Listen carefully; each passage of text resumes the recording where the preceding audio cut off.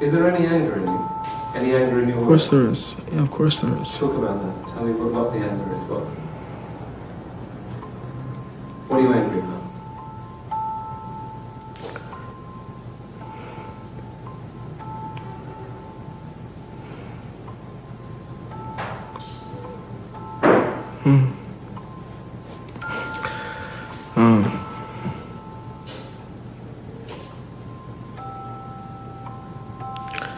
I don't remember.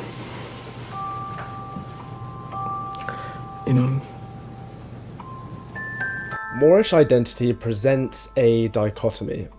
At once we're presented with images and DNA of those people that today we would call black people, a people whose perception of identity and lineage has been strictly confined by the mainstream Western academic consensus to the African continent alone. An African continental as well as international global native identity that in recent times has been excommunicated from Supra-Saharan regions and beyond, condemned by racist consciousness to exist only within the realms of sub-Saharan Africa, and even more so through Hermetic theory and Seligman's true Negro trope to West Africa alone.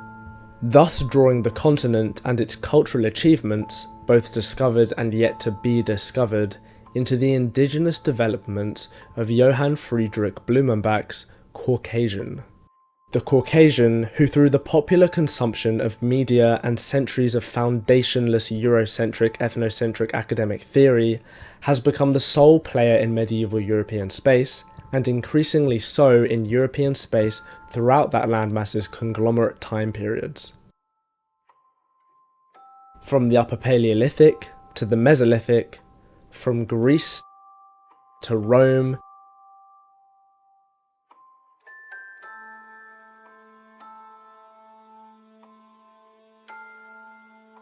to the Middle Ages, to the Renaissance, and in the case of Britain, even to our modern pre-Windrush era. Meanwhile, on the other hand, we find the black, the African, the Negro, the Moor, the Ethiopian, the Homo sapiens sapien, present and thriving in situations and roles incompatible with the 21st century cultural consciousness of the demographic landscape of pre-modern Europe. The theory of social bodies, as explored by prominent anthropologists such as Michel Foucault, present the body as a cultural product, a site of power and control through which the system of values and traditions in which it was raised radiate into the environment of its situation. Like fire, either tussling with the suffocating restrictions that attempt to snuff out its flame, or growing, drawing others to its heat, consuming the surrounding landscape as fuel and burning it into a new image, an image of itself. Through the exclusion of the black social body from periods of European history, we have thus excluded the sites of cultural power and control concentrated within those black bodies and the possibility of any influence they might have had on the society, culture, and land they inhabited.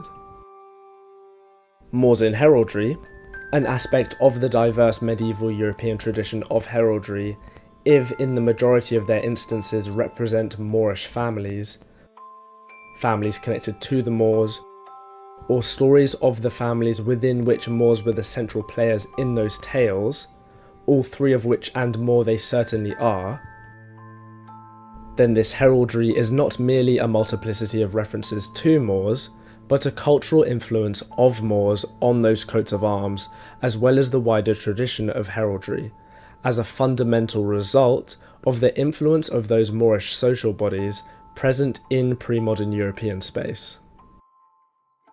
Moors, such as Eva von Grumbach, visible standing beneath her own Moorish charge, alongside her husband, Philip von Masbach, likewise standing beneath his own coat of arms, on an epitaph in the Evangelical Lutheran Church of St. Bartholomew in Masbach in Lower Franconia, the town itself named after the Masbach family of which Philip von Masbach was in life a principal member of.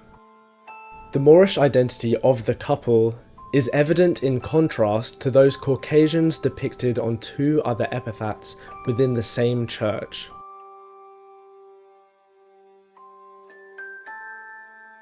An exploration into the potential wider Moorish identity of their families will take place later on in the video, but recognising firstly their own Moorish ethnic identities lays the groundwork for an understanding that is fundamental to this video and to any attempts to develop a further understanding of Moorish identity. An understanding that hinges on the comprehension of two key facts. The first is an accepting that black people, otherwise known as Moors, were present in medieval Europe. The second being that these people were influential. Recognising these two things allows one to reject the baseless narratives in which Moors, as the black people they were, are regarded as absent from the story of European history and culture, and in the rare instances that detractors are forced to comprehend the growing evidence to that end, obfuscated as merely slaves. Thus removing their influence as anything more than beasts of burden, able only to shift the landscape of Europe in their ability to pick up a rock and move it from point A to point B. Now, whilst heraldry may have been a tradition that developed an aspect of its function in the ability to differentiate foe from friend on the battlefield, examples of proto-heraldry drawn from charges on the shields of Normans as depicted in the Bayeux tapestry, this functional innovation as a means to aid in the violent, destructive overcoming of one's competition, innovations motivated not by civility or cultural elevation, but violence and war, a historical trend we can observe amongst certain cultures.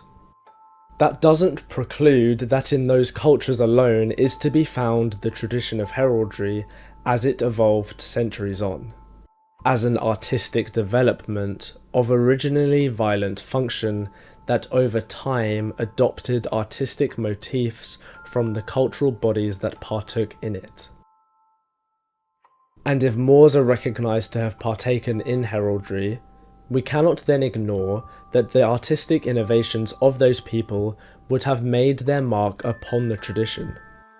Just as black African descended people to this day continue to leave their significant mark upon every aspect of art history and culture, and to no small extent the ethnic identities of countries that they have had a significant populous presence in for a significant period of time, whether or not those traditions are recognised by those that adopt them for their black origins. Elvis Presley, You ain't nothing but a hound. You ain't nothing but a hound dog. Hell no, what the fuck, man? Picasso, One of the artists who came into contact with African art early on was Pablo Picasso. His relationship with art from Africa not only acted as a catalyst for the development of Cubism, but changed the whole course of art in the 20th century. In early summer, he went on a visit to the Museum of Ethnography at the Trocadero. There he saw the tribal sculpture in the galleries.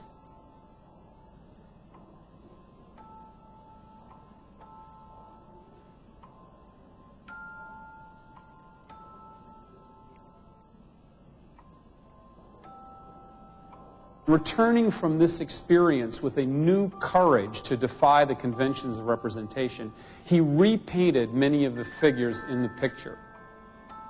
This head seems to have a kind of scarification pattern and this so-called pie wedge or wedge of cheese nose, which seems to relate directly to African masks. And then the strangest and most deformed head on the seated prostitute in the lower right has a twisted nose, scarification patterns, disruption, and a flattened, radical quality, which again suggests an African mask. If you look at the drawings of Les Damoiselles before he visited the Trocadero, and then after he visited the Trocadero, you'll realize that modernism and primitivism are flip sides of the same coin, that the face of modernism in Europe is a black face. that buried within all this high modernism is the presence of the African. Latin dance styles, and so on and so forth. Heraldry never was then, nor is to this day, a stagnant tradition. Arthur Charles Fox Davies makes abundantly clear in his 1909 A Complete Guide to Heraldry that so long is it idle to treat armoury and heraldry as a science incapable of further development, or as a science which in recent periods has not altered in its laws. Laws around which there was also significant space and canvas for real creativity and artistic innovation that wouldn't have eroded or confronted those constraints. Creative innovations that we owe to Black Africans as potent cultural bodies hailing from high cultures in the proximal Moorish kingdoms of southern Europe, as well as the proximal position of the kingdoms of North and West Africa, likewise in relation to Europe. After all, Davies again elaborates in the same book, stating, "The Saracens and the Moors, to whom we owe the origin of so many of our recognised heraldic charges, and the derivation of some of our terms, had evidently on their part something more than the rudiments of armoury. Black peoples, that the ethnic sobriquets of Moor and Saracen would have denoted, by the merit of their own equivalent forms of heraldry and wider artistic and cultural traditions, not only Muslim artistic cultural traditions, but also native North African cultural symbolism that retained its familiarity amongst North Africans despite their Islamization. Just as Isis retained her countenance in the Christianization of the ancient Roman Empire, were probably carried by the Moors through the religious pluralism of Muslim Sufism and the widespread practice of hermeticism in Al-Andalus, particularly within the Rakote Valley. A mystic religion formed on the back of the ancient Egyptian religious discipleship of Thoth, later Hellenized into the character of Hermes and Hermes Trismegistus, whilst still retaining its indigenous spiritual and religious foundation and carrying those Nilotic cultural concepts into Moorish Spain and further into Europe through their integration beyond the Moorish kingdoms. Symbols such as the oppositional pyramids, otherwise known as the Star of David, representing spiritual concepts that recognized the fundamental duality or link between the physical and spiritual worlds, popularly termed as above, so below. We can see this concept engraved on the walls of the Aswan shrine in Elephantine. Centuries later, on watercolour parchment art dated to 1350, we can observe its depiction on the shield charges of Moors driving out the Greeks under the Byzantine Emperor Heraclius at Antioch in 632. An event that, I might briefly add, antedates the Norman conquest of England, popularly co-signed as a reasonable origins for heraldic tradition. This depiction is emblematic of an understanding by the anonymous 14th century artist that this symbol was somehow connected to the Moors and Moorish identity. This is important to recognise, given that this symbolism is likewise observed centuries on upon the coat of arms of M. Irenus Schwartz in 1603, Schwartz meaning black in German. Symbolisms popular in alchemical sciences such as hermeticism, for example, the sun in his splendour, commonly depicted as an anthropomorphic sun, can even be seen depicted on the Mazbak coat of arms, and would further align with the popularity of alchemy in the Holy Roman Empire throughout the encouragement of its practice by Rudolf II, the Holy Roman Emperor ruling during the exact period of time that Johann Ambrosius Seebamter would have depicted the Mazbak coat of arms in this way in his renowned 1605 Wappenbuch. These, as well as other African cultural concepts, played their part upon heraldic tradition, such that the full breadth of those people's origins needs to be considered for the part they might have played in that tradition. For I think it's safe to say that many of the historical artistic traditions of medieval Africa that bear striking resemblance to the motifs of European heraldry, and that can be found in Africa and not in Europe, if existing in Europe in the same time period, would undoubtedly and eagerly be labelled as forms of proto-heraldry by those researchers attempting to deduce its origins, or at the very least, the artistic traditions that lent themselves to it. But unfortunately, because they are indigenous developments of black peoples, and our understanding of black presence in Europe has been so thoroughly eroded, the plausible connections between the two are not considered. In a similar fashion to Egyptologists' inability to comprehend the cultural traditions of ancient Egypt, with comparison to modern Arabic Egyptian culture and the traditions of the Near East. Because let's be honest, all of them can be found in Africa, practiced amongst native Africans. When the cultural history is connected to Africa, so too the culture can be understood, and without which it cannot. Moorish people have been employed specifically to bring their dances to England from the time of Edward I all the way through to Henry VII and Henry VIII. And that these dances that were generated from them were known as the Moorish dances because they came from Moorish people, albeit 12th century, 13th century, 14th century, 15th century, or 16th century.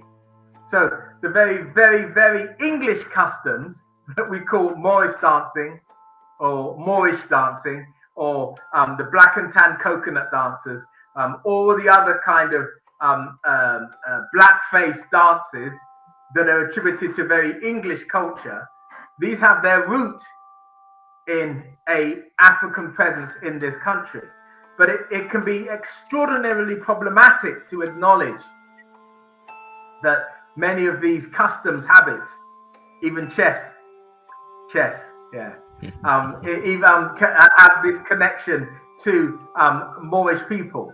The resurgence of chess, for example, comes about through the intersectional influence of Moorish people and people from Western Asia, people from Western Asia and Moorish people coming throughout Europe, who spread the form of chess that we now know. There was a form that had been present here before during the Roman times, but in fact it was the Moors that brought that resurgence back to this country. There are so many things. Mince pies. One cannot help but say that mince pies is the most English of things, but mince pies comes from the Moorish people who put spiced mince in a pie. That's why it was called mince pie, because it was spiced meat, not fruit meat, but meat. So many of the customs and habits that we think of as being the most English of customs and habits come from elsewhere, and in particularly come from the Moors and the Moorish influence upon English culture. A Moorish influence that was not solely on the basis of artistic and creative merit, but also in the power of those peoples as it developed in Europe, as a result of the skills that they brought to Europe, that set them apart and above European peoples through the multiplicity of trades and skills that they could offer to society. A representation of this paradigm can be observed in depictions of Balthazar, traditionally referred to as the King of Arabia and almost exclusively depicted as Moorish, one of the three magi told to have visited and brought gifts to the birth of Christ in Bethlehem, in the case of Balthazar, the gift of myrrh, a precious and fragrant substance used in ointments, perfumes, and incense. Balthazar, the magi who comes to pay service to the infant Jesus, was conceptualized as an African. There are some very important things that we can see in this conceptualization. First is that Balthazar is the last to arrive. He's late. Now this isn't some sort of ebonics or eubonics, where the black man is always perceived to be the latecomer, but something else. Why is the African arriving late? Something else we might also notice is that St. Maurice has modern attire. I don't mean modern as in 21st century attire, I mean modern as in 16th century attire. That same attire, you could see Henry VIII wearing it. It's modern. It's modern when compared to his counterparts. We also might note that Balthazar is the youngest of the Magi. Why would he be the youngest? Why would he come late? What are these artists trying to conceive? Is it just by chance? Is it just this one picture? Are there any other images like this? Is it by chance? This is another image. 15th, 16th century. I want us to look very carefully at this image. In it, we see Balthazar and his daughter arriving last. We should note that Balthazar is almost a foot taller than his counterparts. Why would they paint a black man in 15th, 16th century Europe as being more dignified than his counterparts, dressed in white like an angel, arriving last, stealing the show, centre of attention?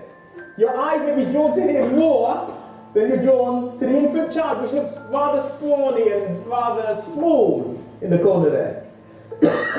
Whereas he, dignified, upright, your eyes are drawn to him first, rather than the infant Jesus. There's a close-up. This image from an altarpiece in Sweden, 15th century, showing Balthazar on the left, the youngest, again, arriving late. He's so young in this picture, he's beardless, without a beard. Youth, vitality. This from Poland, 15th century, again showing Balthazar, arriving late, beardless, youthful, energetic. This is not by chance, but I know you're not convinced. But you must be, surely. What we're seeing here is something about European society that is hitherto not been analysed, discussed. Why hasn't anybody analysed it? Mostly because people haven't taken the time to do the research. Why would we see these iconographic images played out over and over and over and over again across Europe, from the Czech Republic all the way to England? Why would we see an African representing the youthful vitality? Is it because this African represents something about European society, not just African society? What could this African in the 15th or the 16th century represent about European society? That he could be a cipher or a symbol. What? For the vitality of the new church, a representation of the new church, the spotless black that represents the new church, untainted by the sin of the old Catholic Church or the old Church of Europe, taking on the religion in a clean and pure way, and therefore by default of his and her blackness, representing something which Europeans who adopt Christianity wish to also adapt and adopt. Adapt to their own circumstances and adopt because it is pure, unspotted and perfect. That blackness being a cipher or a symbol of that pureness, that perfection.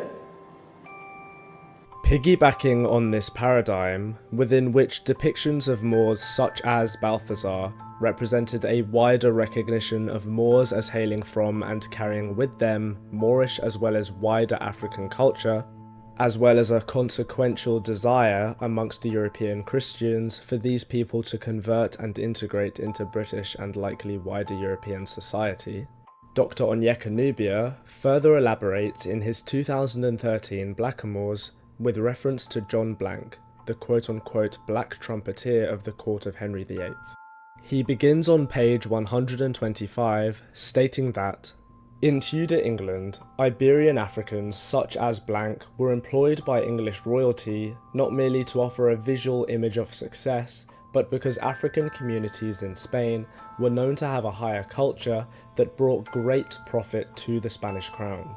In other words, Iberian Africans had gifts and knowledge which in some ways were more advanced than their white counterparts in Spain, and than most Englishmen in Tudor England. So these Iberian Africans were not bringing Spanish Moorish culture to Tudor England, but Moorish Spanish culture. This is because Moorish Spain had an astonishing population which had opulence, industry, and immense resources. Moorish cities such as Valencia and Cordoba in Al-Andalus were magnificent with running water, underground heating, and street lighting. These two cities also housed some of the most renowned universities in Europe. Cordoba had over 70 public libraries paid for by its citizens who numbered over 200,000, and Moorish schools in philosophy, poetry, and medicine had students skilled in medicine, pharmacy, and surgery. As the 19th century historian Bork claims, the Moors of Spain were the highest example of culture and carried the arts, science, maths, etc. so little known to others in Europe. It was these Moors who are likely to have initiated Spain's Renaissance, because these people were some of the first in Europe to begin to systematically translate the Greek and Latin works of Herodotus, Pliny, Virgil, and Tacitus. In Tudor England, many of the books written in Latin and English were in fact based on works which had previously been written in Arabic. As a result, they would have attracted the respect of people living in Tudor society. However, how we prove this is difficult because even Africans such as Fortunatus, who was Robert Cecil's servant, translated classical works for him, this may have been known only to them, and when they both died, that information would have died with them. Iberian Africans were known in Europe for their intellectual prowess, and are likely to have brought some of this dynamic culture to England. For other Africans from Iberia, as suggested above, we can presume their abilities were recognised because they were paid more than their white counterparts or were kept in continuous employment. Some of these Africans may also have provided their employers with intellectual gifts. What seems evident is that the skills and usefulness of Iberian Africans seems to have been recognised not only by Englishmen but also by others such as Jewish immigrants from Iberia. This may explain why we find Iberian Africans living in the homes of Jewish people in 16th century England, and how their relationships with each other are linked to complex issues about how both sets of people were seen in Tudor society. Examples of this will be explored in part 2, but for now, be sure to like, subscribe, become a channel member if you can spare a penny, and stay tuned for the next one.